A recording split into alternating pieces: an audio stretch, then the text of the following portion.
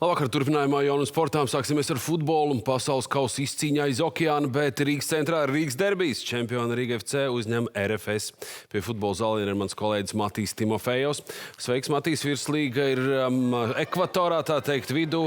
Iepriekšējā Rīgas derbijā bija 3-3. Katrs mačs ir vairāk nekā svarīgs. Vai šobrīd arī ir tikpat rezultatīvs futbols? Sveiks, Uģi, sveiks, skatītāji! Te izšķirošie notikumi ir beigušies šajā spēlē. Tikpat rezultatīvs futbols šovakar šeit nebija, bet tik un tā daudz gūtu vārtu. 2-1 Riga FC tikko izcīnījusi uzvaru, ļoti svarīgu uzvaru, jo turnīra tabulā pirms šīs spēles viņi atpalika par 4 punktiem. Viņi nedrīkstēja zaudēt, neizšķirts arī viņiem nebūtu labs rezultāts, un viņi ir uzvarējuši tikko, bet skatāmies jau no spēles sākuma video, kā šī spēle ir ritējusi. Gana pilns bijis konto stadions, daudz futbola līdzjūtēji gribēja redzēt šo spēli klātienē, bet spēle labāk sākā Riga FC. Kļūdījās RFS aizsargs Herdī Prenga, ļoti neprecīzi piespēli viņš izpildīja un galā bumbvārtos raidīja tunisiešu uzbrucējs Riga FC vadībā ar 1-0 arī puslaika izskaņā.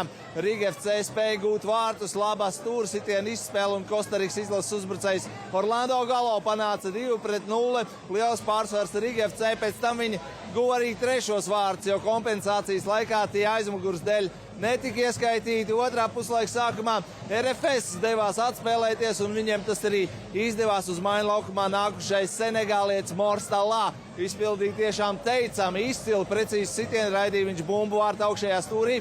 RFS panāca 1-2, un pēc tam turpinājās atspēlēšanās misija, bet turpinājumā neviena no komandām vārtus tā arī neguva. Liels RFS spiediens, bet Riga FC uzvara ar 2-1, ļoti svarīga uzvara. Šobrīd turnīra tabulā RFS tikai 1 punkta pārsvars.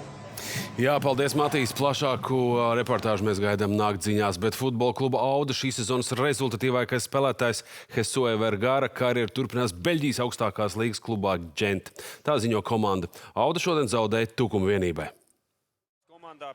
30. minūtē rezultātu atklāja tukumnieki. Bogdans Samoilovs gandrīz no laukuma centra raidīja bumbu viesu vārtos. Tikai 5 minūtes Audas futbolistiem bija nepieciešams, lai atspēlētos. Oskars Rubens no soda laukuma raidīja bumbu vārtu stūrī un 1-1.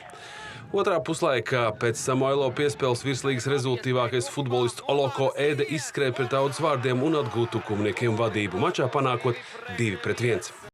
Savukārt liela prieka debitants Ogres United nometnē izcīnīta pirmā uzvara virslīgā. Tas notika cīņā ar Jelgavu.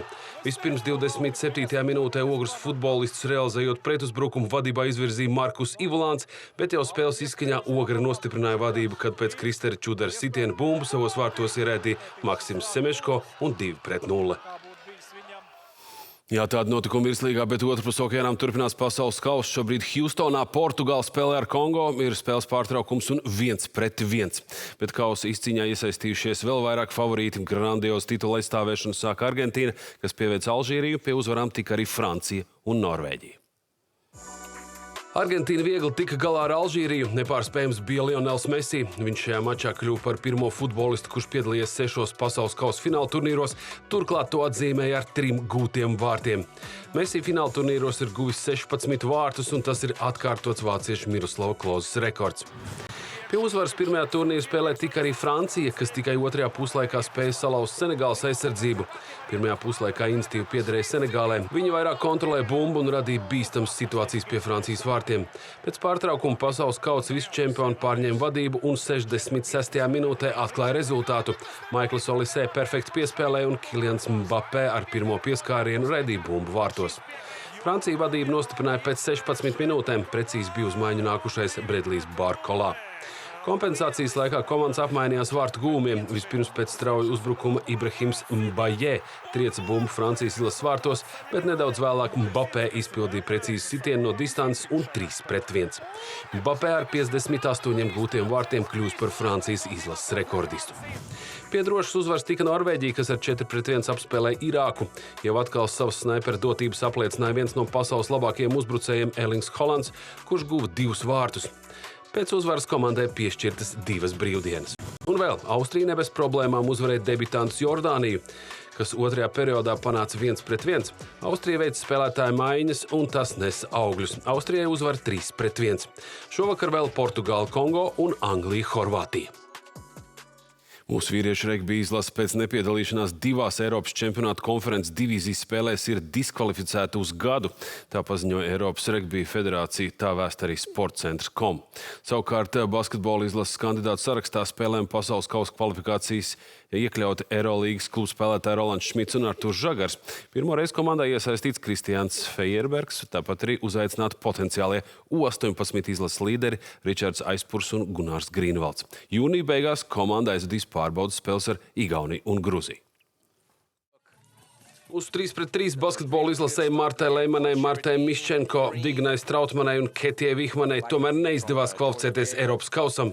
Diena sākās cerīgi, kvalifikācijas otrajā spēlē pārspēta Lielbritānija 18-14. Neapturam bija Vihmana, viņas rēķina 8 punkti. Izpildīts arī nākamais uzdevums par pirmo vietu grupā. Ar 16-13 uzvarēta Austrija un izšķirīgā spēle par ceļzīmu ar Zviedriju.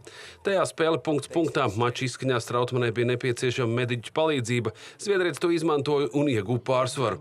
Vēl vairāk, 50 sekundes pirms pamatlaika beigām Zviedrietis palielināja to līdz 4 punktiem 15-11. Mums vēl viens tālmetiens, bet ar to nepietika. Zaudējums 13-15 un līdz ar to paliekam bez dalības Eiropas kausā. Tas man ziņās arī viss, lai mums visiem jauks vakars. Mātā!